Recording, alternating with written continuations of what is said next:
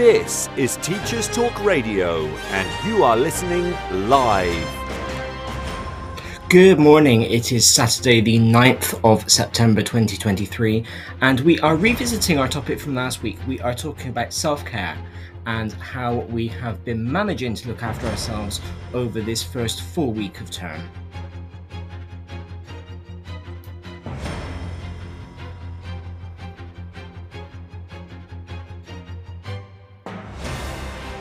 This is Teachers Talk Radio, and you are listening live. Tune in live at ttradio.org, or to join in the conversation, download the Podbean app and search Teachers Talk Radio. Follow the hashtag TTRadio. Tune in, talk it out with Teachers Talk Radio.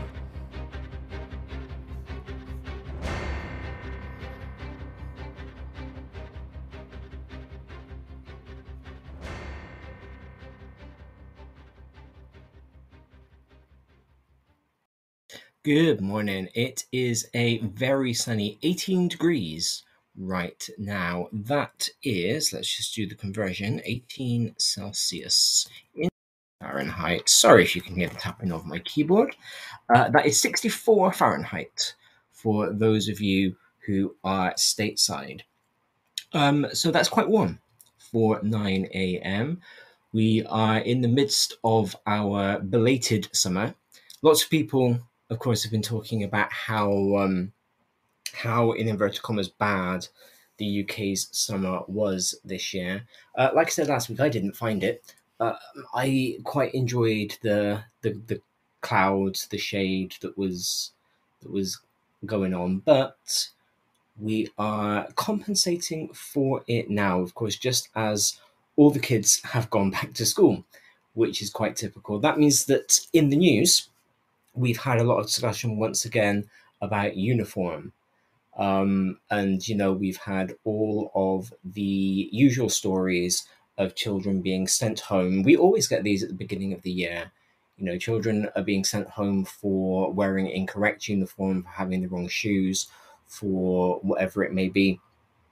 And then we've had stories, particularly this week, more so than I remember from the start of the school year before, about children in their uniform, particularly at secondary, you know, with blazers, with shirts, with ties, and whether it's been appropriate for schools to continue to uphold their uniform policies in light of the weather that we've been having. And it is an interesting conversation. The whole conversation around school uniform is an interesting one, because, of course, school uniform is not a worldwide phenomenon. It's actually relatively rare for schools to insist on uniform. The justification in the UK tends to be that it prepares us for work, where businesses, enterprises, whatever it might be, will have essentially uniform policies. And so it's good for children to get used to the fact that they can't just wear what they want when they want to. When they go out into the workplace, they will have to wear business wear, they will have to wear protective gear if they are in manual industries, you know, and that clothes are there not just to make a fashion statement, not just to show off what you got for Christmas, but also to keep you safe and to keep you protected.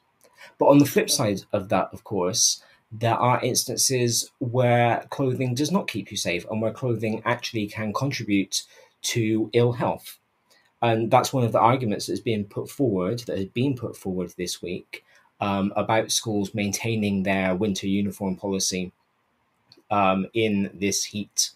You know, is it right that we have our children sitting in classrooms in their jackets, in their blazers, in their ties, when we are hitting, you know, 30, 31, 32 degrees?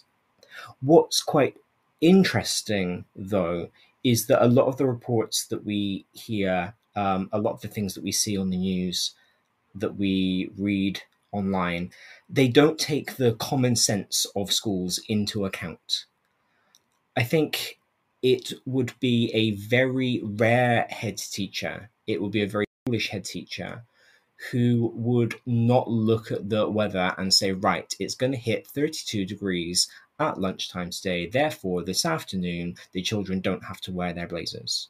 People, I think, tend to forget that teachers, that head teachers, that policymakers are people, that they understand children, know what 30 degrees feels like. They know what 30 degrees feels like in a shirt and tie and blazer because they wear them too.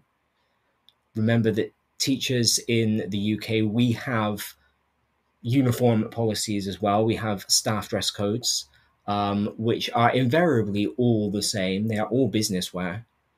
And so, we do know what it is like. And so the first moment we can say to a child, no, it's okay, you can take your blazer off, we will, because we want to keep the children safe.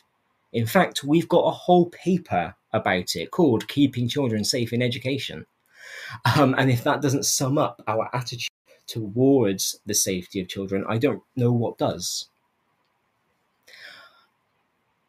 The interesting one, though, for me, because I quite often think that the heat gets blown out of proportion a little bit. The interesting one for me has been the shoes. So, and again, we get this one at this time of year every single year. We hear about children being sent home from school or being put into isolation because they are not wearing the correct type of shoes. And I'm going to be honest, I don't know which side of the fence I come down on for this one, which is why I'm not a policymaker. I think I'm too able to see both sides to be a policymaker. Because on the one hand, I understand what the parents are saying. Children have gone into school in what appears to be appropriate footwear. And they have then missed entire days of learning because the footwear does not meet the standards of the school's uniform policy. On the flip side, I understand the school. And I understand somebody saying, we have a policy, you have been made aware of it, we've told you what we need to wear. That has not been followed, and so there should be consequences. And then on the flip side of that, so I've now somehow got myself a bit of a three-sided coin, you have to wonder, to what extent does it matter what shoes a child wears? Again, if we're preparing them for the workplace, absolutely fine. But I wonder how many workplaces have policies that stipulate exactly the type of shoes that children must wear. I wonder how many schools have exact policies that stipulate what type of shoes a child must wear.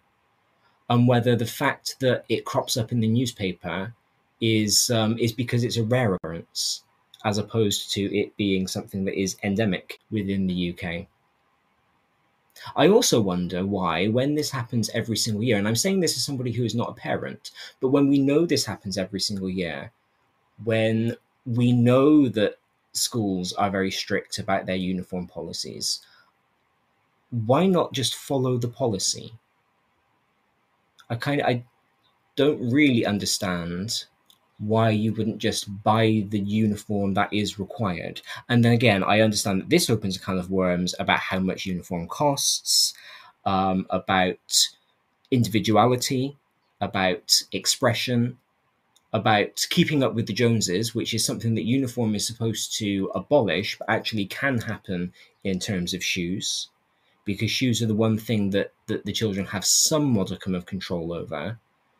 The policy might say black brogues, but it doesn't specify exactly brand, price, shade, whatever. And so that's something that the child can choose. So it all just gets a bit messy.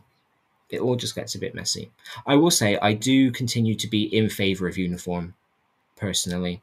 Only because I think it cuts down on the keeping up with the Joneses. It cuts down on the classism that can be inherent with, does this child have the latest brand of polo shirt, of hoodie, of whatever. It stops children making inappropriate clothing choices for the weather under their own steam. It stops somebody buying a brand new strappy top in February and deciding to wear that into school to show it off and then freezing the whole morning through. It stops a new hoodie being worn in the height of summer, again, just to show off the brand's label on the front, on the back, on the inside, wherever it might be. But then talking to the children, because as part of my job as a language teacher, I train them for the speaking exam. And at GCSE, of course, school is one of the topics that we cover in languages. And one of the common questions that you ask children about in the speaking exam is, what do you think about your uniform? And quite often that comes up when I practice with them. Quite often that comes up with a follow-up question of something like, do you think uniform is a good idea? And quite often the children will say, well, brands are not so important to us anymore. You know, we're not going out and spending ridiculous money on clothes. And so actually, you know, the whole trying to make sure that we're equal doesn't apply more. Now, I don't know, that might make some of the parents in the audience laugh. If you are, in fact, spending ridiculous money on tops, on trainers, on jeans, just be aware that maybe your children don't understand that you are spending ridiculous money on those things, and just have that conversation with them. But it is quite interesting that the kids' perception is that they don't care so much about brands, probably not as much as my generation did when we were at school. And so we need to think about what the uniform actually does and spin it back round into what the uniform is for in this day and age, for creating group cohesion, for making your kids easy to spot when you're out on a trip because your blazer is bright yellow and so they can be seen, which keeps them safe, for making sure that everybody actually has something to wear. Because sometimes it might be that the polo shirt that this year 3 child has is one of the few tops that they actually own. And making sure that they need that for school is making sure that they are being clothed. Because we do have extreme poverty in this country. There's a whole thing around uniform. There's a whole domain around uniform and the different social hierarchies, the different social functions of uniform that can be explored that I think would make for some really interesting research for any educational researchers out there who want to look at educational identity, I suppose, which is an interest of mine, and how we use clothes to construct that. I think uniform would be a really interesting topic to have a look at. This is Teachers Talk Radio, and this is Teachers Talk Radio News.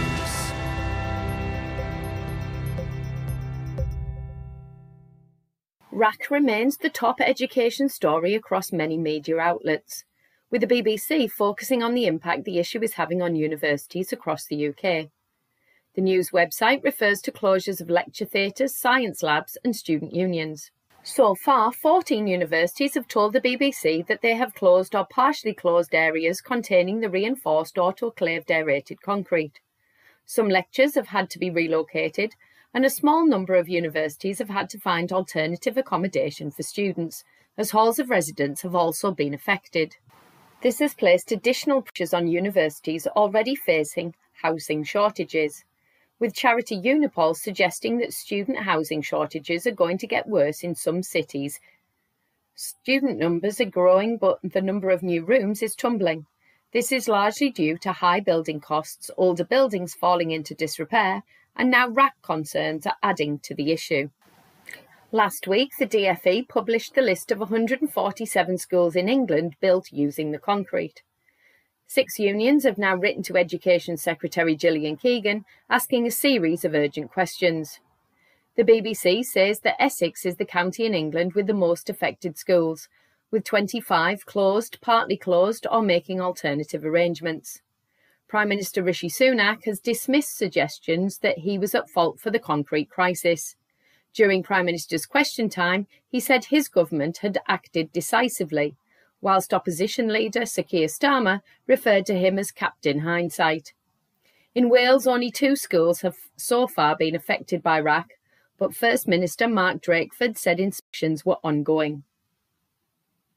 In Scotland, Humza Yousaf has outlined his plans for the coming year, with a heavy focus on expanding childcare provision, saying it is the best way to support families. This plan includes the recruitment of 1,000 more childminders by 2026. Free childcare hours are being extended to 2-year-olds across the country. There will be a pilot of expanded care from 9 months to the end of primary in 6 local authority areas, and free school meals for P6 and P7 pupils moves forward. But those in receipt of the Scottish Child Payment will receive them first by 2024, with others following by 2026. Last week, Mr Yousaf also commented on the issue of banning single-use vapes, and linked this to the comments made about young people using vapes too often. He stated that the government will consult on curbing the sale of disposable single-use vapes, including consulting on an outright ban. According to The Guardian, South Korean teachers have staged walkouts over harassment by parents and students. Thousands of staff attended a rally in Seoul demanding better protection after a number of teacher suicides. Teachers are being increasingly vocal about their experiences of maltreatment, including being accused of child abuse after disciplining students. Around 15,000 teachers attended a rally last week, and some schools had to temporarily close due to a lack of staff. As of June 2023, 100 school teachers had died by suicide in the country since 2018. The current Education Ministry blamed the current situation on previous governments, saying that they had overemphasised students' human rights over teachers' rights.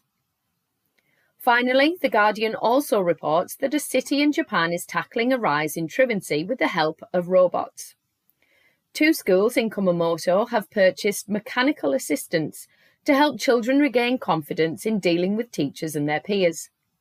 It is hoped the robots will encourage children to attend classes remotely and eventually coax them back in person. The robots will be equipped with microphones, speakers and cameras.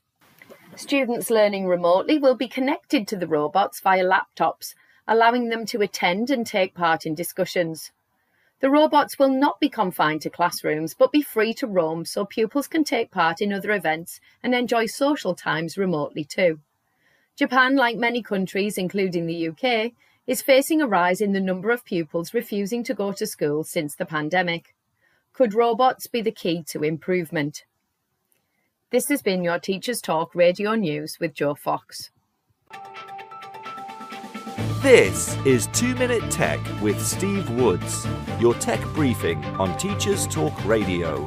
Hello, this week we've all returned to work and I'm going to discuss the old argument of digital or paper diary. For every argument for going digital, there's a counter argument for not, and vice versa. You can access a digital diary from anywhere, on any device, but if you don't have a signal, it's useless. A paper diary can't get hacked, but it can be picked up and read if left lying around. You get the point. I personally like a digital diary, as it suits the way I work. I can add links to online meetings, add notes and attach documents. I can see my day, week, month, year at the click of a button, and the most useful thing for me is I get reminder notifications. One thing to consider if moving digital this year is policies on phones in your school, as this is the most likely way you'll access it on the move. And probably most importantly, if you're using your phone, will you be able to resist the notifications from other apps or emails you see when you switch it on to use it? Cost doesn't really apply as a factor because you probably already have a phone capable of running a digital diary.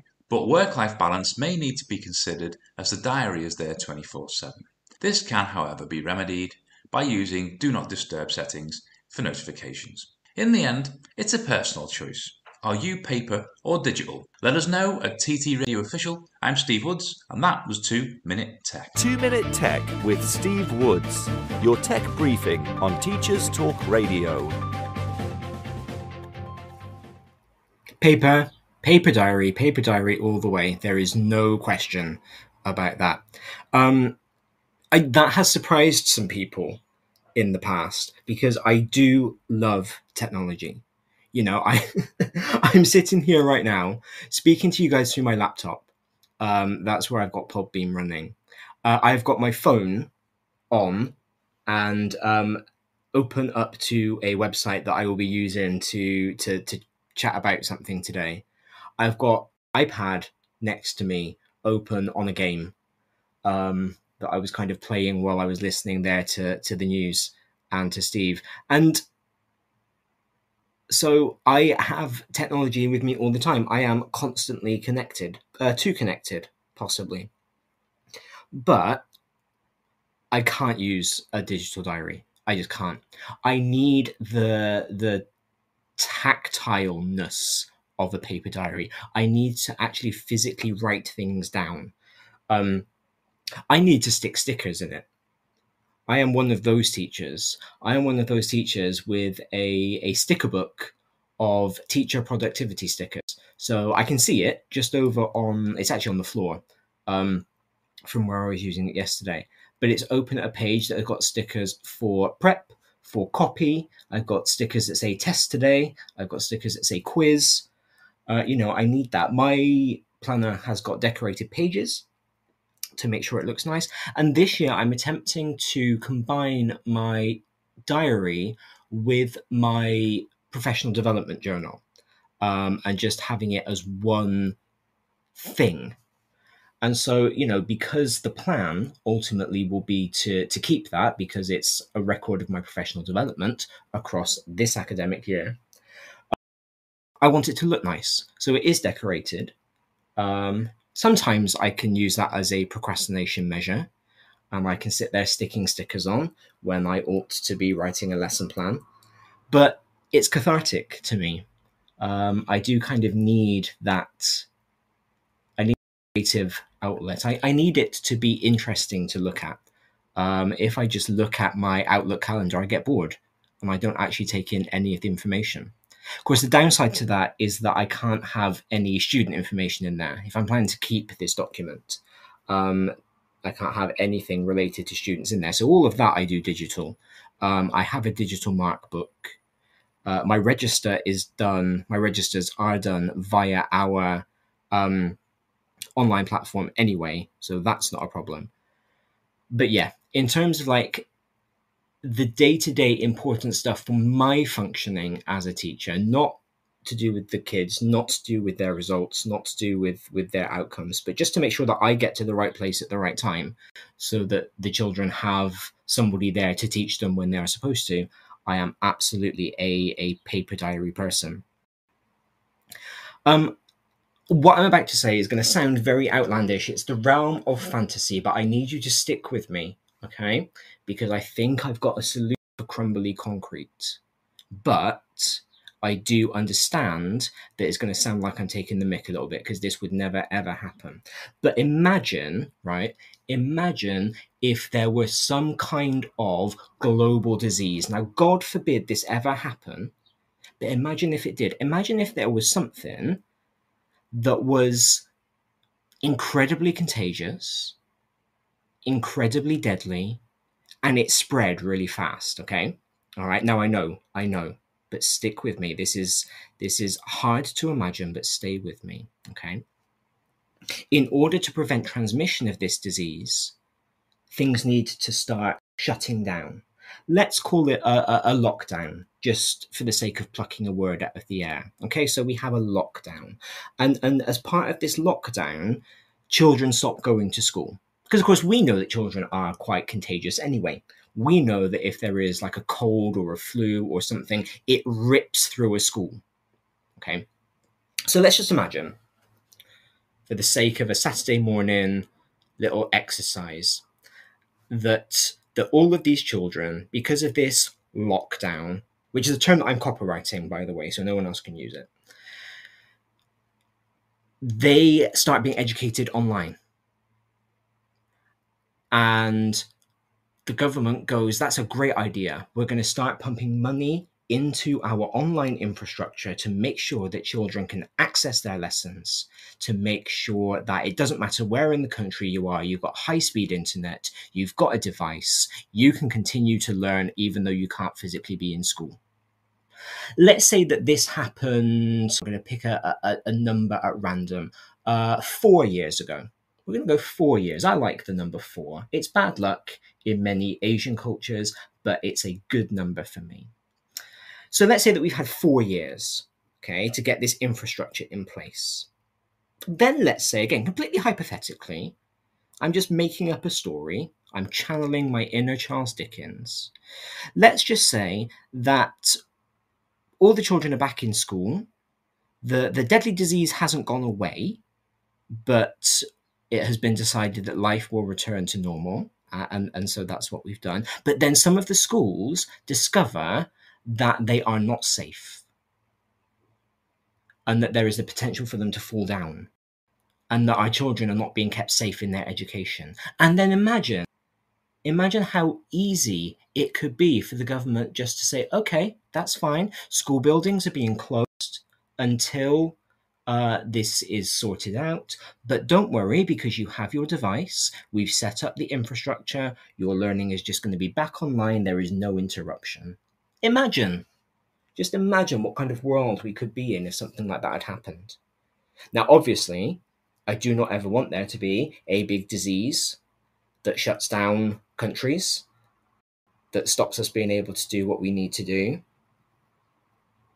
But imagine how easy or how much easier it could be to deal with a catastrophe in the physical school space if we had an infrastructure to take our schooling into the online space.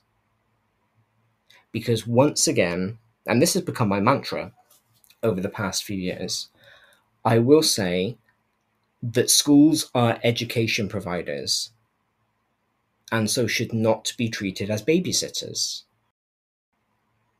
I'm really glad that we are getting this push to have more childminders and that we are having this push for longer wraparound care, for more affordable wraparound care.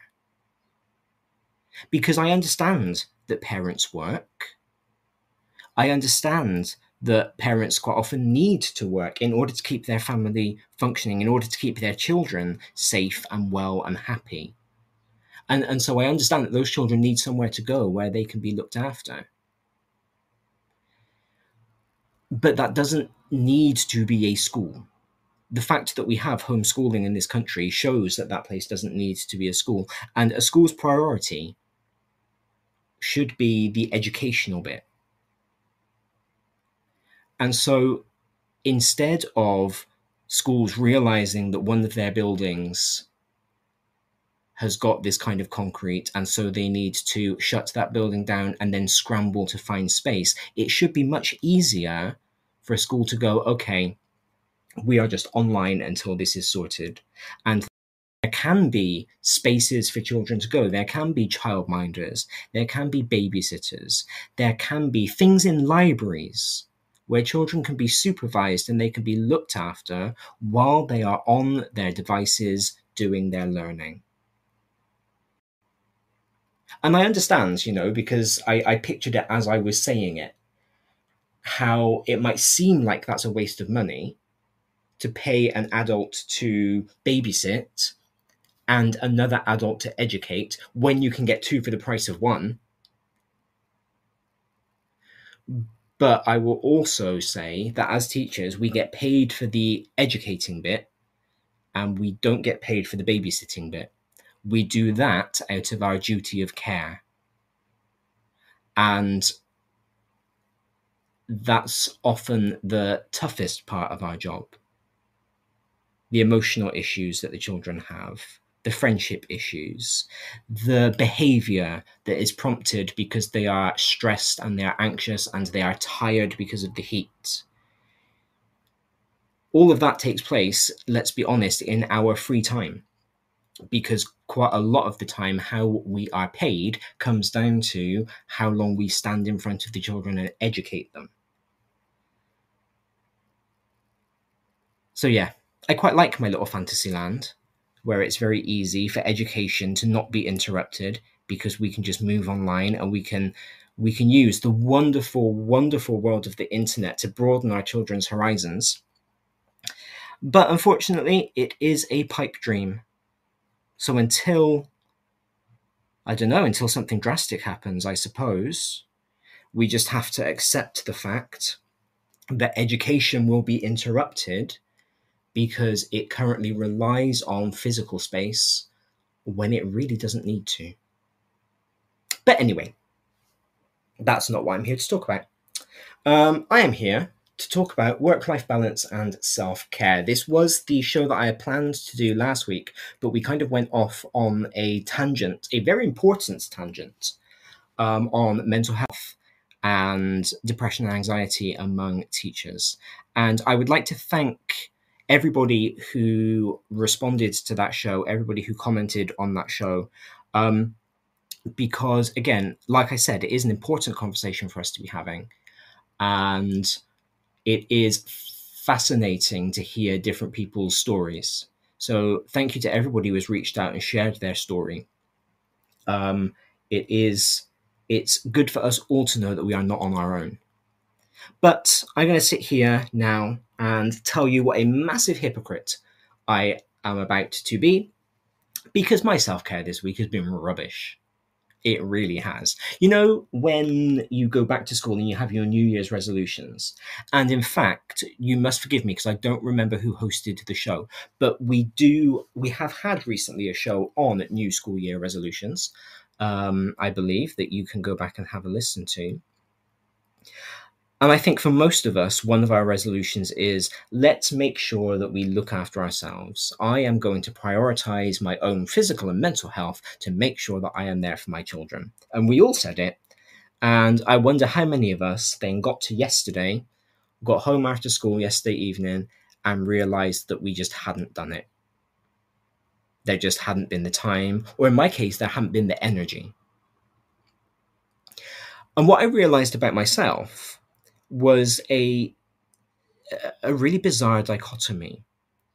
So Monday, Tuesday, and Wednesday of this week, my kids came back in school on Monday. I had inset last week, Thursday and Friday of last week, the 31st of August, 1st of September, and then we had kids back in school on Monday. My Monday, Tuesday, and Wednesday this week were relatively easy. Didn't have that many lessons. I had managed to get a bunch of stuff planned over inset, so I was ready. And so, yeah, my first 3 days were quite easy, and I found myself going, oh, well, you know, I don't really need to do any of this self-care stuff, because right now I feel fine. That was mistake number one. Because self-care isn't restorative, it's preventative. So you don't do self-care just when you feel rubbish in order to make yourself feel better. You need to make sure that you have those routines in place when you are feeling okay to try and stop you from hitting that rock bottom, I feel really bad point. So I was absolutely fine Monday, Tuesday, Wednesday, not doing any self-care, but didn't matter because I was feeling all right. Then Thursday came, and Thursday was a day. Let me tell you, Thursday was a day. For all sorts of reasons that I won't go into. And I got home from school Thursday evening about 5:30. My brain just shut down. To the extent where I couldn't even watch something on TV. Not even like mindless things. So I quite like watching the same shows over and over again. That's an anxiety pattern, by the way. If people with anxiety will quite often rewatch films and series because there is no surprise. Because you know the world, you know what's going to happen, you know the characters.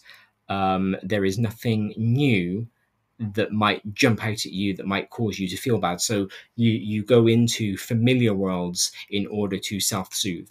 It's really hard to do and consecutively. But I couldn't even do that. I couldn't even put one of those shows on Netflix and just mindlessly watch. It hurt my brain. So I just ended up going to bed. And then yesterday, Friday, in terms of like the school day, it was a much better day. It was a much more intense day. I taught 6 out of my 7 lessons yesterday. But I was just so tired. I was just so tired. And so, again, by the time I fell asleep at about 10:30, I then slept through until about 4:30 this morning when I woke up. And then I went back to sleep probably by about 5 and slept again till 7, which is the latest I've been able to sleep this week. So yeah, I have not been self-caring this week, mostly because I felt I either didn't need to or I was too tired. Which is ironic, because perhaps if I had done some things Monday, Tuesday, Wednesday when I thought I didn't need to, I wouldn't have been so exhausted yesterday. I also found myself getting quite angry at people who were doing self-care, which was interesting. I was looking at the people who were talking about, how they were going out to the gym at 6 a.m. and then going straight from the gym to school and doing the full day of work, or those who were going out for a run straight away after their final lesson of the day. And I find myself, I think I was jealous, to be honest. I was just like, how are you doing this? How are you finding that energy? How are you finding that time? And that's something that I need to work on myself, is it sounds weird to say my time management, because actually I think my time management is quite good. I do all sorts of things. I do think I manage my time really, really well. But it's about figuring out what I do with my time and figuring out what I do with my time that needs to be done and what I do with my time that needs to be done. Because I don't waste a lot of time, but I do spend maybe too much time thinking about my lessons. I definitely spend too much time on my marking and giving way more feedback than is necessary.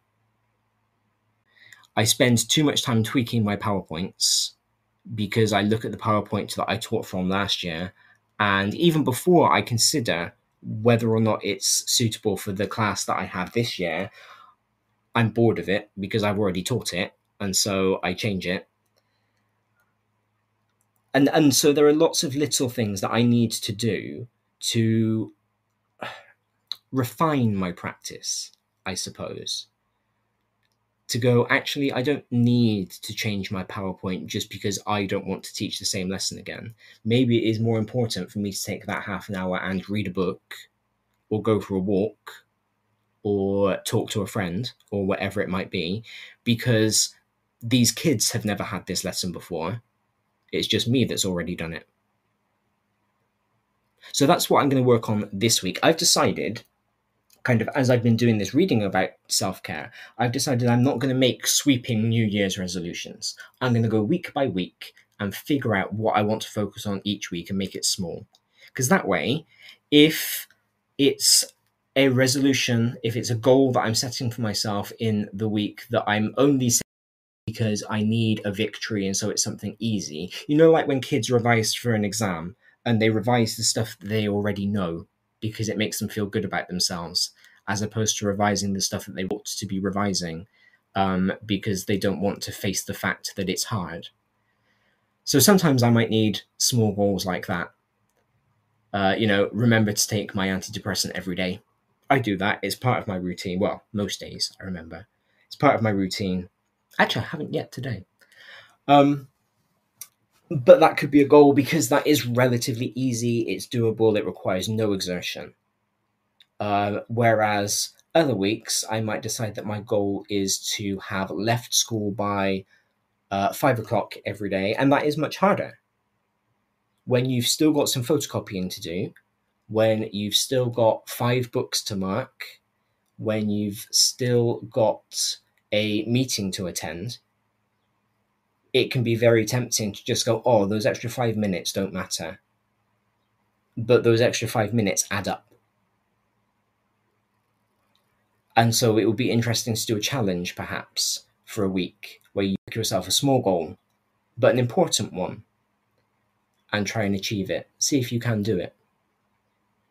So yeah, that is what I'm going to do. I'm going to focus on small goals, some of them easily achievable, some of them a bit more difficult, and I will keep you informed with how I get on. But I read something interesting this morning, which ties into what I wanted to talk about anyway in terms of self-care. This was an article from Business Insider, and the headline reads, "Millennials entered the workforce caring more about work than boomers, but now a survey has found no generation values work-life balance more, even Gen Z." And as a millennial, I was born in 85, I find that really interesting. So this study that Business Insider is citing comes from the Policy Institute of King's College London, and this was published on Thursday.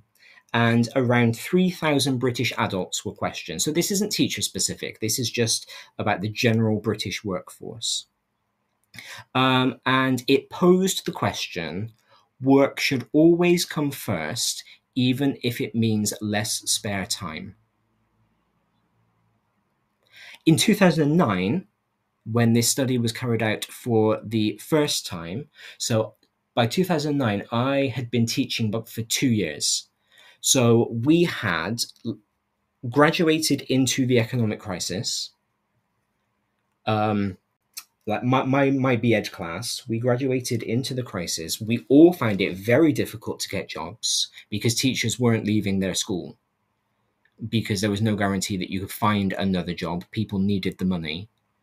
And so lots of us graduated into supply teaching, into part-time work. Many people didn't even go into teaching for a variety of reasons.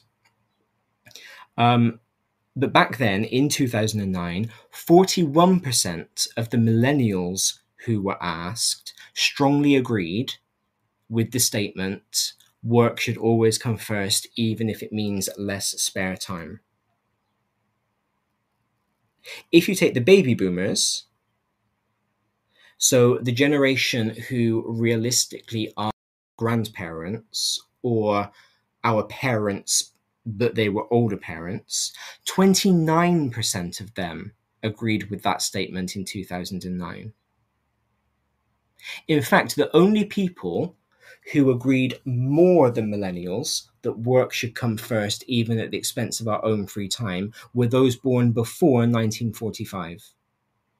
Everybody else, the boomers, Gen X, they all agreed that it was more important to have spare time than work time. However, things since then have drastically changed because by 2022, when this study was done again, only 14% of millennials agreed that work should always come first, which makes us the generation that cares the most about work-life balance. Coming in second is Gen X, because 16% of Gen X agreed with the statement that work should come first. And interestingly, Gen Z is the cohort that most agrees with this statement that work should come first. And what I find really interesting as a linguist, as somebody who spends a lot of time looking at the media and considering how things are positioned, is that if you just listen to the media, you will be led to believe that Gen Z is the generation that will quit very easily. They are the generation that don't want to work. They are the generation that are looking out for the highest paid jobs straight out of university instead of grafting their way up the ladder like we all did, and all that sort of thing. Whereas this survey suggests that they are actually the ones who believe that work should come first. They are also, of course, the generation that is just starting to graduate into the workplace. And so I do wonder whether every time a new generation starts working, they believe that work comes first. And maybe the more you work, the more jaded you become. Or the more you work, the more you realize that actually your own life is important. And that lining somebody else's pockets in the case of many industries, not in education, but in the case of many industries, is not worth everything. Professor Bobby Duffy, who is the director of KCL's Policy Institute, summed it up by saying, what comes through in this data is more of a steady drift towards a greater focus on getting work-life balance right, rather than any big change in attitudes, which is not necessarily bad for productivity. It's weird, isn't it, how we have this attitude of we ought to put work first, that productivity is all that matters, that productivity for somebody else is all that matters. And we forget that in order to be productive, we need to be okay. We need to be taking care of ourselves. I talked last week about the old cliche of you can't pour from an empty cup. And again, I said last week that I don't believe that we should be self-caring for somebody else, because that stops being self-care. And that just starts being part of your professional responsibilities again. And I do think that actually it is important to be a little bit selfish, in inverted commas, and do self-care, because you are important, because you are worth it. Professor Duffy goes on to say, there will be a number of explanations for these shifts, from the nostalgia that tends to grow as we age, in thinking younger generations are less committed than we were, and the long-term economic and wage stagnation that will lead younger generations to question the value of work. And I think in education, that's a really important one, the value of work. We know that no one goes into teaching for the money. For as qualified as you have to be a teacher, you can get lots of higher paying jobs. With the knowledge that sits in our head, we could do that. You know, if I just take my own subject, languages, as an example, I could study for a translation qualification. I could become a professional freelance translator with the languages that I have, and I would be paid way more than I am as a teacher. That just is a fact of business. And so you go into teaching for all of the other stuff because you care so much about your subject. You want the younger generation to care for it too. You think your subject is so interesting that you want to be the one to share that with other people. You want to help to shape their lives. You want to be the teacher that they remember. You want to help them get the good grades. Those are all the reasons that we go into teaching. In fact, I did a show, possibly this time last year, so you will need to kind of go back through the archives, but do listen to it if you haven't already, on why bother staying, where I spoke to lots of my colleagues about why they remain in teaching when we see so many people leaving. So please do go back and listen to that one, listen to their stories, because it is quite interesting. But you do have to wonder sometimes, what is the point? What is the value of what I do? Is helping somebody else to get a GCSE enough? Because I say it to my students all the time. I've already got GCSEs in the languages that I teach. Well, most of them. Some of them didn't have GCSEs when I went to school. But I've already got qualifications. I don't get another one. You know, I send year 11 into exam halls every single year, but I don't get another qualification out of it. They do. And I think if you start questioning the value of your work, and if you start asking, well, actually, why am I giving up my time in the gym, my time to read, my time to walk, whatever it might be, in order to do more work, you're probably going to struggle to find an answer. And so I think maybe that's where that shift comes. Because I think maybe the younger generations, as they are just going into work, they find that value. They find that value in improving their professional practice. Every time they teach a lesson for the first time, it's the first time they've done that, and they learn something about themselves as a teacher, about their practice, about whatever from it. And so there is that non-monetary value to it. And then I think as you become more settled in your practice, not stagnated, because none of us stagnate in our practice. We all attend INSET. We all do CPD to make sure that we are changing. But as you become a little bit set in your ways, that non-monetary value of work starts to dwindle. And so I think you do start to look for more outside to keep you happy. Tim has texted in a little while ago, so I'm sorry, I wasn't ignoring you. I did see that your text came in. I just didn't want to forget what I was trying to say. But Tim texted in to say, I'm surprised at my Gen X contemporaries. Hashtag justice for Zennials. Well, that's true. True. You know, those who are at the Gen X gets called the forgotten generation, don't you? Because nobody ever seems to talk about you. Except I think that we talk about Gen X quite a lot by talking about how nobody talks about them. But those of you who were born kind of at the end of the Gen X generation and the beginning of the millennial, you do kind of get swept under the rug more than anybody else, I think, because it is hard to see where you it's hard to see where you sit. But I think with Gen X, that's an interesting generation in terms of work, because you are, I suppose, theoretically the children of the baby boomers who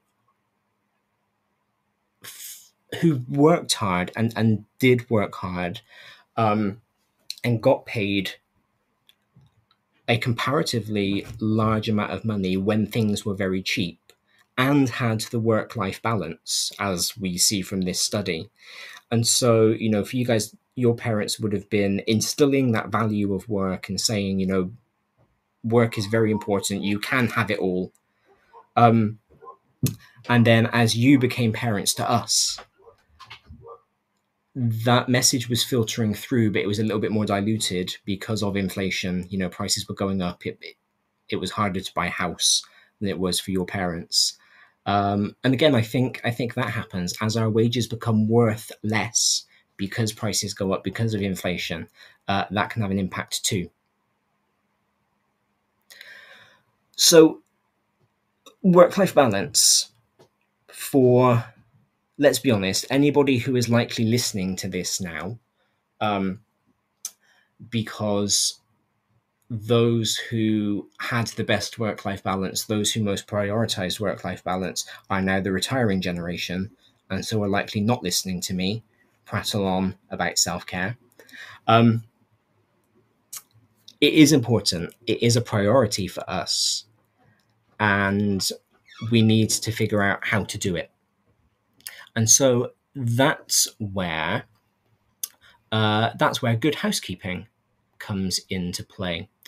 Because good housekeeping, back in November, so this is kind of an old article now, but not as old as it could be. They published an article called 50 Best Self-Care Ideas for Mental and Physical Well-Being. Because like I talked about last week, we have this concept of self-care as being going to Lush, buying a bath bomb, taking a bath, putting on a dressing gown, and then not doing anything.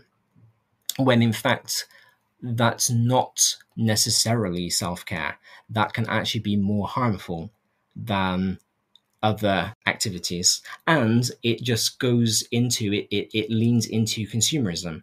This idea that if you buy a bath bomb, if you rent a film, if you buy a new book, you go out to dinner, whatever it might be, you will feel better because you've spent money. And that's not sustainable. Especially now, that's not sustainable. So we're going to have a look at what Good Housekeeping recommends as these 50 best self-care ideas and activities for mental health. We'll see how many of them maybe we have done this week, how many of them we could have done this week, I could have done this week, had I not been a bit too cocky at the beginning of the week, thinking that I was absolutely fine, and then crashed on Thursday. and we'll see how many we might be able to put into place. If you have any suggestions for self-care activities that are not mentioned on the list that I don't talk about today, please do text in. If you are listening live on the Podbean app, you can text in through that. You can tweet me. I am at Mr. D Lester. That's MRDLESTER. That's all one word. And you can do this throughout the year. You can engage with me on this topic throughout this school year, because this is something I'm going to keep coming back to, because this is something that is very important. It's a conversation that needs to be had. And again, like I said last week, if I am going to claim that I am an advocate for teacher mental health, I need to put my money where my mouth is and have these conversations. So we will keep coming back to this sort of thing. And I'd be really interested to hear what kinds of things you will do to take care of yourselves, what things you do that you justify as self-care. So, number 1 on Good Housekeeping's list, and I will tweet out the link to this list a little bit later on, so that you can go back and read it for yourself. This might be an interesting, almost like a bingo board you could turn it into. How many of these are you going to do next week? How many of these things can you get a blackout on your card? So number 1 says, zone out for a while. Do you need permission to turn your brain off with a movie or a series? Well, here is your permission. You don't want to just binge through a series, get sucked in and just let it autoplay episode after episode after episode, which, let's be honest, we've all done, and we all probably do quite regularly, because a sedentary way of life is in fact the complete opposite of self-care. But getting caught up in a narrative, so actually the article talks about movies or series, but it could be a book, because it's the narrative that is important. And the reason that the narrative is important is that it will always be there. So you can watch 2 episodes of a series. You can watch 45 minutes of a film. You can read the first book in a series, or the first 3 chapters of a book, and then you can put it away and come back to it. And hopefully, if it's got you hooked enough, that incentive to go back to it, there will be that desire to see what happens next, that excitement to take 45 minutes out of your day and do a self-care activity. So it's almost like you are tricking yourself into self-care by getting yourself hooked, by falling for those cliffhangers. And I think there is nothing wrong with a little bit of self-deception in order to get your downtime. Number 2 on the list, they call it dial up some love, which sounds a bit dodgy to me, if I'm honest. But it says, connecting with a friend when you're feeling lonely or sad can work mood-lifting miracles. So they are suggesting that you phone a friend, not anything else. Feeling connected to others is healthy for everyone, it says. When it's just you, so for example, if you are working alone all day, I think that's a dream for most teachers though, isn't it? Just to have a day where you are shut in your classroom, no children come, no other teachers come, not even your work BFF. It's just you in your room doing work. That would be a self-care activity for us. But if you're alone all day, or you're just feeling lonely, even if you've got lots of people around you, your mind tends to ruminate on what's not going well or what you need to do. Your attention will immediately turn to your to-do list. And if your to-do list is a mile long, like it is for all of us, that's going to be overwhelming. That's going to be very stressful. And your to-do list, of course, is not even work stuff. You will have a work to-do list, like I do in my paper diary, because I like to cross it off manually. But you also have a life to-do list. Going to the dentist, booking your car in for its MOT, going and doing the supermarket shop, deciding what you're eating that evening. There are all sorts of things that happen in the day-to-day routine. And that can then swamp your field of vision. And so you kind of get lost in your own rumination, you get lost in your head. The article says connecting to someone or something beyond yourself, your issues don't feel like such a bad thing. It can be very healing. Now, this is not to say that you seek out your most dramatic best friend, that you seek out your friend who is going through a huge health crisis in order to make yourself feel better about your own life. I mean, I think that's a good idea, just to check in with them, make sure that they are okay. But, you know, you're not doing poor tourism. You are just checking in with other people, almost to distract you. Because empathy and being a good person can be distracting. And then by the time you've just had a conversation that is about something other than your to-do list and your work and all that sort of thing, you will feel better. If you're not feeling up to that, if you are feeling like you want to withdraw from people, if you're feeling like you want to shut down, if you feel like it would be a heavy conversation and you're just not in the mood for that, then going to somewhere that there are people but you don't know them can also be very beneficial. So going and sitting in a cafe, going and attending a workshop or a class, that can also be very beneficial because it's fake connection. I think, I don't know, I'm not a psychologist, but I think that there is something about our brains that is wired to respond to other people, even for those of us who are introverts, even for those of us who most of the time would avoid other people if possible. And just being around people sometimes can recharge those batteries. Number 3 on the list says, be inspired by #SelfCareSunday.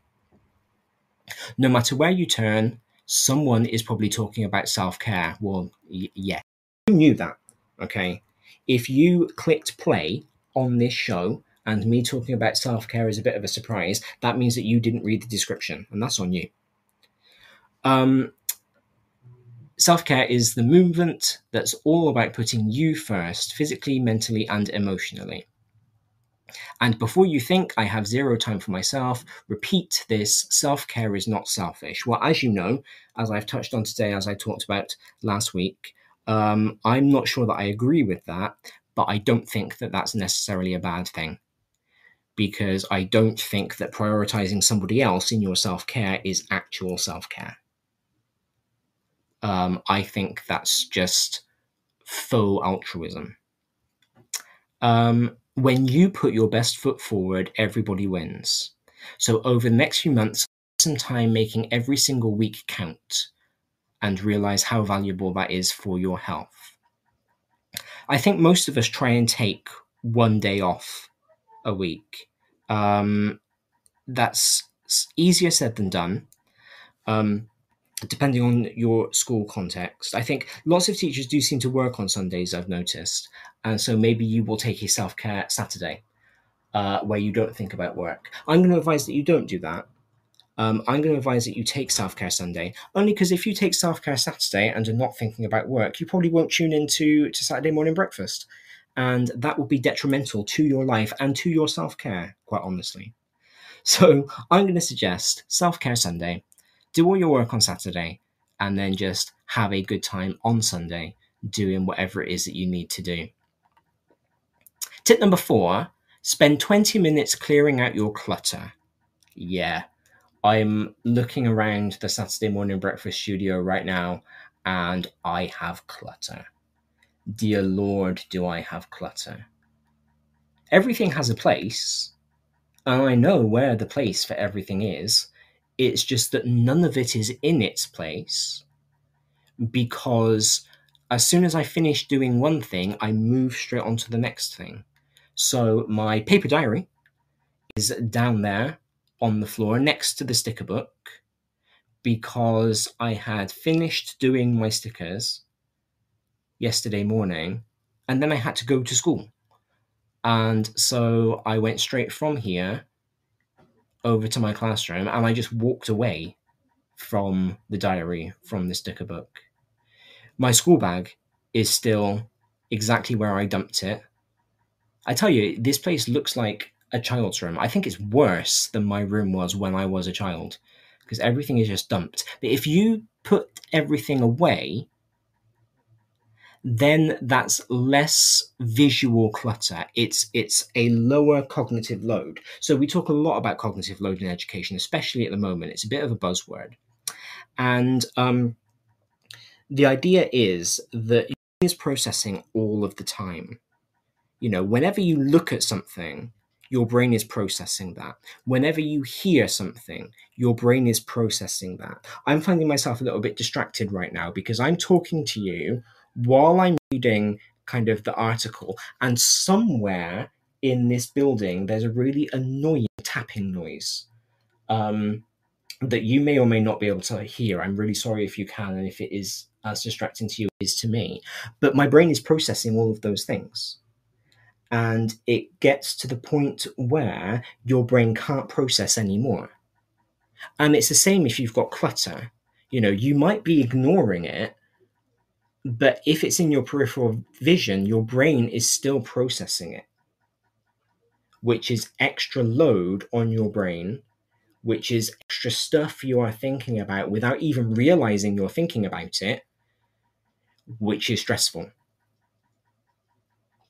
So the article suggests that you take a picture of a messy area of your home, then devote 20 minutes to picking up. Now notice, this isn't about cleaning. This is just about tidying.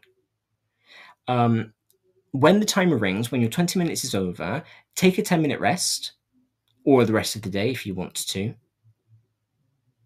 But do stop.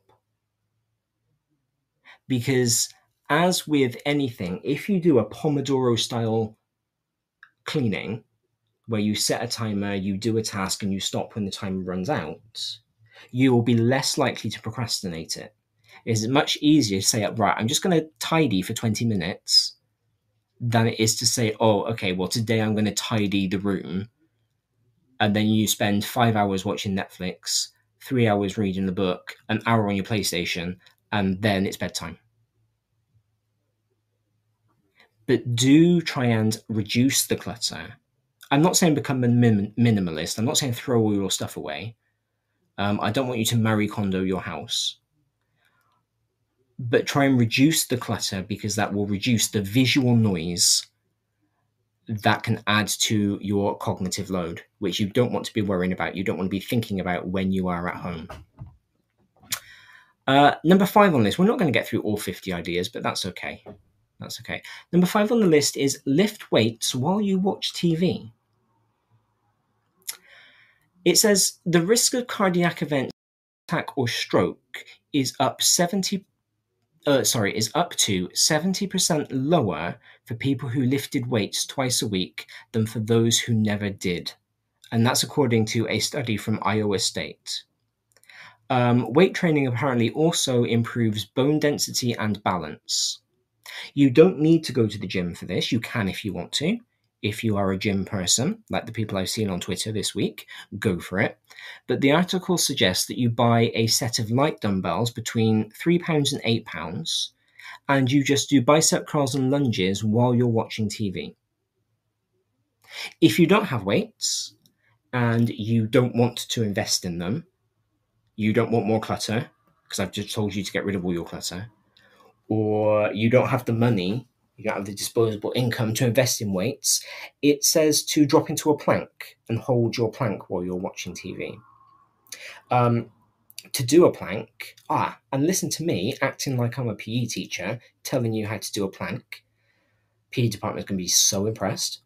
It says plant your shoulders over your hands, engage your core and your glutes as you keep your body in a straight line, and hold it for as long as you can. A pound of muscle burns 4 times as many calories as a pound of fat. So the more muscle you have, the more calories you will burn. But the important thing here is not necessarily about burning calories. We're not fat shaming on this show. That's not a thing that we care about. It's the fact that activity, physical activity, is just as much self-care as watching TV, as reading the book, as listening to the music. Okay, so don't fall into the trap of saying that you are doing self-care when in fact what you're actually doing is just being lazy. Don't fool yourself. If you're going to do self-care properly. If we're going to be lazy, then just be lazy. That's okay. There's nothing wrong with that. But just remember that self-care is about mental, emotional, and physical health. And so if improving your muscle mass through dumbbell curls, through planks while you're watching TV is going to decrease your possibility of getting a heart attack or a stroke by 70%, do it. Just do it, because that is self-care. Number 6 is an interesting one. It says, switch from late nights to long brunches. And I'll be quite interested to see how that balances out, because I don't think that you can do brunch late at night. One study found that 41% of parents said too many late-night activities, both their own and their children's, stopped them from getting a good night's sleep. And sleep is key to feeling in control and making good decisions, as well as all of the other health benefits that we know come from sleep, that we keep telling our kids come from sleep, and they don't listen to us. Aim for 7 to 8 hours of sleep per night. Keep the thermostat at 67 degrees Fahrenheit for the best dosing environment. So that is, let's just do the calculation. So 67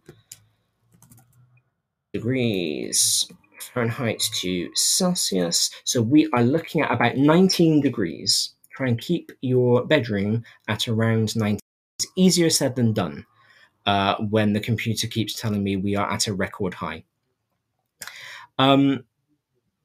Remember, okay, this is how it fits. I get it now. Remember, saying no thanks, let's do brunch to a late night activity might be the healthiest solution for you. Even if you end up doing a digital brunch. I suppose if you're a night owl, if you are somebody who does function better at night, if you are more sociable in the evening, or if a lot of your social life revolves around alcohol, and so you don't particularly want to be drinking at 11 o'clock in the morning, that might not be one for you. But I think the point about sleep is really important, even if you are not going to switch your social life. Number 7, end your shower with an invigorating blast. After you've scrubbed yourself with warm water, switch to cold water for 30 seconds. You'll get a big burst of energy as your body tries to conserve heat and kicks your circulation into gear. One study also found that icy temperatures help to release endorphins, which could have an antidepressant effect. I like a hot shower. I always come out of my shower every morning looking like a tomato. My bathroom is always so steamy. So this one I don't think is for me. It would be interesting to try, but I'm not sure that that is one that I am going to enjoy very much. Cold showers are not for me at all. Number 8, refill your water bottle hourly. 1 in 5 children and young adults are reported as not having a single drop of water on a given day, according to a JAMA pediatrics report. So 20% of our young people are going through a whole day without drinking water. Your body needs fluids to maintain proper functioning, and dehydration can lead to constipation, dizziness, confusion, and low blood pressure. Now, this is really hard for us as teachers because our breaks are limited, because it is frowned upon for us to have drinks in the classroom. We're allowed to send our children out to refill their water bottles. We out to refill their water bottles, but we don't necessarily have time to do that for ourselves. but it is really important to keep yourself hydrated. So be sure to constantly refill your water bottle every hour. A 9-ounce water bottle. Well, okay. The article suggests having a 9-ounce water bottle to measure your intake through the day. But I suppose as long as you know how much your water bottle takes, as long as you know the capacity, you can keep on top of it. But do keep yourself hydrated. Now, last week we talked about the medication for my depression and anxiety. And I learned, I think it was last summer I learned this, and I did do it as a PSA on the show, but I will do it again, that there are certain antidepressants, there are certain medications that can be dehydrating. So if you are on, I'm going to say if you're on any kind of medication, but particularly if you are on an antidepressant, do make sure that you are being adequately hydrated, okay? Because you don't want the dehydrating effect of your medication to almost counteract what it's doing in helping your body to absorb endorphins. Number 9 says, steep up your morning routine. Oh, okay, I know where this is going and I don't like it. I like tea, but I need coffee in the morning. Let's see. Adding tea to your AM can help support a healthy heart. Okay, adding tea. So I'm assuming that I don't need to replace my coffee with tea. I just need to have another drink, which is fine because we're keeping up our fluids. Research shows that drinking green tea regularly may lower your bad cholesterol levels. Studies have also found that people with a habit of drinking black tea have a lower risk of developing heart disease. Tea is a major source of naturally occurring heart-healthy flavonoids. I love the word flavonoid because I always think it sounds like stuff that tastes really nice is really healthy. I always think it's flavonoid. I know it's not, but I like the idea that you can eat tasty stuff, drink tasty stuff, and it will be good for your body. Tea is a major source of naturally occurring flavonoids, and taking in a daily dose of at least 200 to 500 milligrams of flavonoids can help keep your heart ticking over efficiently. All right, so your flavonoids, if you are a gym bunny, if you're somebody who measures your macros as you kind of make your evening meal, do the same with your beverages. So know how many flavonoids you are getting in your teas, in your coffees, if there's flavonoids in coffee, I don't know. And try and make sure that you are hitting that daily dose of 200 to 500 mg. It's hard, isn't it, measuring everything that we have to have, measuring your 5 a day of fruit and veg, measuring your 8 glasses of water, now measuring your flavonoids. But if these are the things that are going to keep us healthy and happy, they're the things that we should be doing. They're the things that we should be prioritizing. No, I do not like number 10. Sorry, Good Housekeeping. Number 10 says, stash the cookie jar. No, I need my biscuits. Set out a giant fruit bowl instead. You'll be then more likely to reach for an apple or a banana. There really is something to the old adage, out of sight, out of mind, according to Dawn Jackson Blattner, who wrote The Superfood Food Swap. In your pantry, move healthy staples like quinoa, nuts, and canned beans to the front of shelves at eye level and put your processed foods on a high shelf. I'm going to be honest and say that I think if in my department we replaced our biscuit barrel with a fruit bowl, I would be less likely to eat anything. I wouldn't swap out my biscuit for an apple.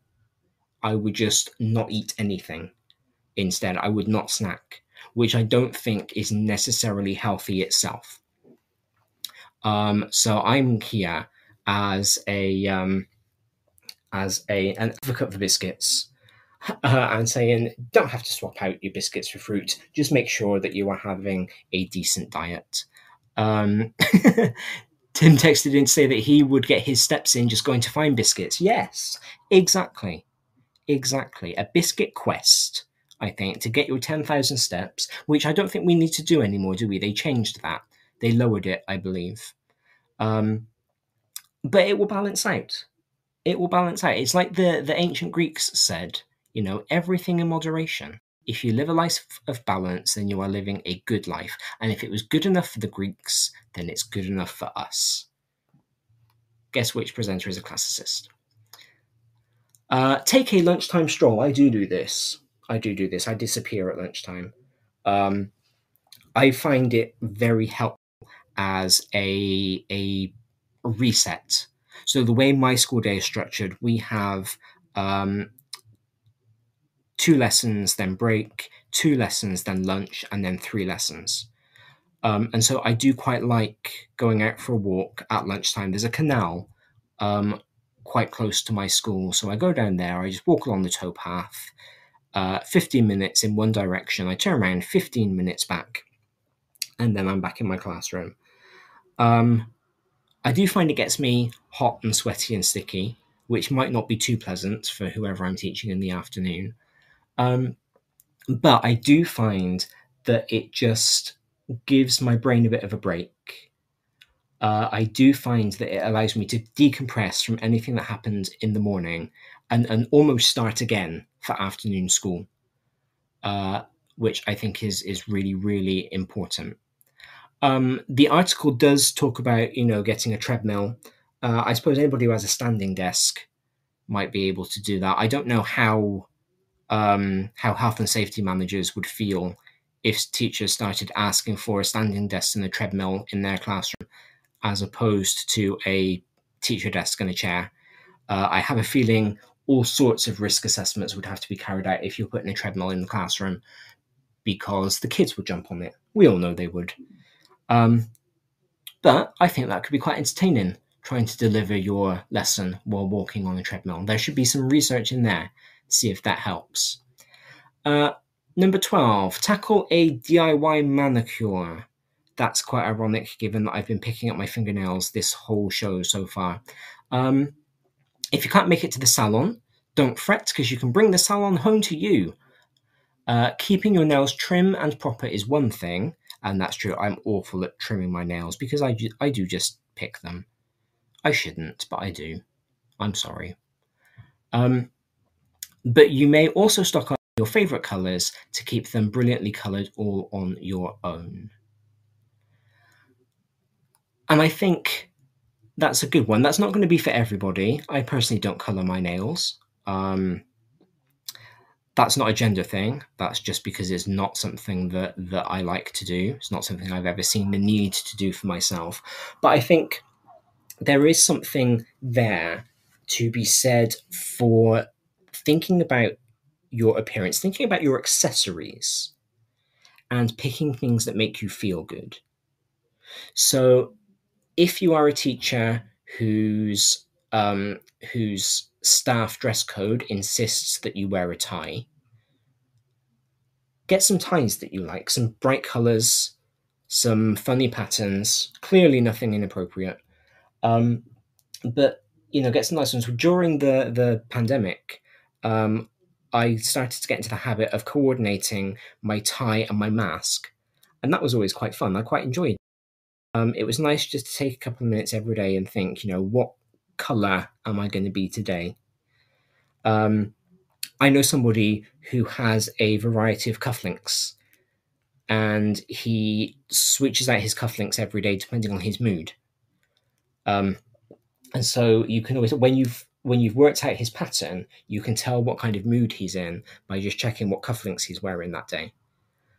So, it's not necessarily about taking pride in your appearance, and it's not necessarily about saying that appearance is everything, but it's about saying there are lots of ways that you can kind of make yourself feel a bit better through the choices that you make with not necessarily your clothes, but your accessories. Number 13, pamper your feet too. Doing a pedicure is so much more than just painting your nails. You can also work to remove calluses and help make your feet feel baby soft. Okay, I don't know about you, but my teacher shoes are awful. They are so uncomfortable. I really don't like teacher shoes at all. I'm very lucky because my staff dress code says for footwear, we can wear shoes that are appropriate for our job. And my job involved lots of walking back and forth between sites. So I do get away quite often with being able to wear walking shoes, which are much more comfortable than dress shoes. But if you do have to wear dress shoes, then look after your feet. Okay, make sure that you take care of any dry skin, any calluses. Again, it's not about getting the nail varnish out, although you can if you want to. But you know how they say that you can tell a lot about how somebody feels about themselves by the shoes that they're wearing? If they've taken the time to polish the shoes, to make sure that they are laced up properly, to make sure that their laces are matching, that the shoes match the belt, match the bag, then that means that they have good self-esteem, because it's about taking care of the little things. If you've got good self-esteem, if you're feeling good about yourself, you're going to be taking care of the little things. And that's kind of here too, because nobody at school is going to see your feet. Unless you've got a school with a very relaxed dress code that lets you wear sandals. But I don't know any school that does that for health and safety reasons. But no one's going to see your feet. And so taking care of them is in fact an act for you. It's about saying, I am going to take this time, I deserve to take this time to look after this part of my body that no one is going to see, because I'm always wearing shoes and socks, but I'm prioritizing it because I am important. Number 14. So we're not even halfway through the list because I talk too much. I apologize. But this actually is quite a good one, I think, for us to end on. I think this is going to be the one that I try to implement as my goal this week. Number 14 says, create a yay list. So we hear a lot about keeping a gratitude list, things that you are grateful for. And I think gratitude is a great way to live. I think it is important to recognize that we are lucky to be here and that other people have positive effects on our lives, and so we should be grateful for that. But I also think that gratitude can quite often be, it takes away your self-efficacy. It decentralizes you, and it centralizes the thing for which you are grateful. And the thing that we're trying to do here, that I'm trying to do here, is to make you remember that you as a person are important. So I quite like this idea of a yay list, where instead of writing down things that you are grateful for, you write down things that have gone well in the day. Now, let's be honest, it's probably going to be the same stuff. We're just framing it in a different way, but framing is important. The way you see things, the way you perceive things is important, because that's how your brain is processing. That's the reality that your brain is creating. So if you are creating a list of things that have gone well, they might be things that you are also grateful for, but you are then centering your own interaction in that. You are not centering the person who did something for you. You are not centering the fact that the student handed in their homework on time and making the student the core in the thing that went well. You are making yourself the core, because you are saying, my response to this is a positive one. My response to this is an excited one. And then this is where good housekeeping makes up for trying to take away my biscuits, because it's telling me to buy a new notebook, and I'm always up for buying the new notebook. It says snag a fun new journal to motivate you. It will get you thinking with daily prompts about what inspired you, times you felt strong, and more. So just create a list of things that went well. WWW, what went well?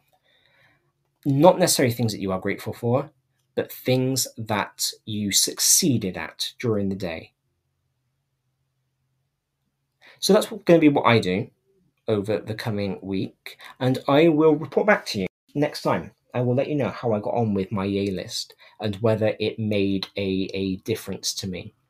Please do stay tuned, because as I talked about last week, we have got loads of amazing new and old presenters in who are filling up the station. So after I leave today, we have a couple of other shows happening. So do make sure that you are staying tuned for those. We have got Peter coming on at 1 to have lunch with you. See, you never have to eat alone with Teacher Talk Radio. You've got company for breakfast and lunch. And then we've got Graham on at 5. Then don't forget, at 10 o'clock tomorrow morning, we've got the TTR Week in Review. So do stay tuned for that one. That's followed by Maud tomorrow evening at 5. Oh, and there is lunchtime tomorrow. We've got Nazia and Krupa are on at 1 o'clock. I am not with you next Saturday morning, unfortunately, because I am teaching. So I'll speak to you in 2 weeks' time. But any Germanists out there, if you think you're going to miss me and you want to listen to me droning on about something else before the next session, I am speaking at Leeds University on the 19th. So that's a week on Tuesday. I'm doing a little talk on Kinder- und Hausmärchen, on fairy tales and how we can use fairy tales to inspire the Germanists in our school. And that is part of a day that is being run at Leeds University for German teachers, looking at how we can incorporate Germanic culture more into our lessons. So I have tweeted out links, and I will tweet out links to that. But if you fancy coming along, hearing me talk and then hearing some people who are more interesting than me talk, please do. And if you do come along, please do stop by and say hello. I'm always excited to meet listeners. But for now, and for 2 weeks, I wish you well. Just think, by the time we have next, we will be about halfway through the half term. Okay, so we can do this. Remember, look after yourselves, practice this self-care because it is important, and I will speak to you soon. Goodbye. You've been listening to Teachers Talk Radio. Tune in live and listen back at ttradio.org. We look forward to hearing from you next time on Teachers Talk Radio.